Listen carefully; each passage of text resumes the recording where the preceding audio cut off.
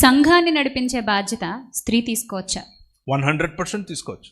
ఒకవేళ భర్త అక్కడ అఫిషియెంట్గా లేడు, మీరు అన్నట్టు ఇందాక చెప్పినట్టు విశ్వాసి కావచ్చు, కానీ నడిపే బాధ్యత తీసుకునేంత సామర్థ్యం ఆయనకి లేదు. అలాంటప్పుడు ఆవిడకి వచ్చిన పనిని ఆవిడ తీసుకెళ్ళడానికి బైబిల్ ఏమైనా ఆవిడకి సపోర్ట్ చేసే ఆధారాలు మీరు చెప్పగలరా? ఇంతకుముందు మనం మాట్లాడుకున్నవన్నీ ఇవే. Yes, okay. బట్ సంఘాన్ని నడిపించడం అనేది అంటే ఎక్కడికో వెళ్ళి వాక్యం చెప్పేసి వచ్చేసేయడం వేరన్నా, సంఘాన్ని నడిపించడం అనేది చాలా ఒక స్పెషల్గా తీసుకునే బాధ్యత. సంఘాన్ని నడిపించడం అంటే కొంచెం ఎక్స్ప్లెయిన్ చేయండి.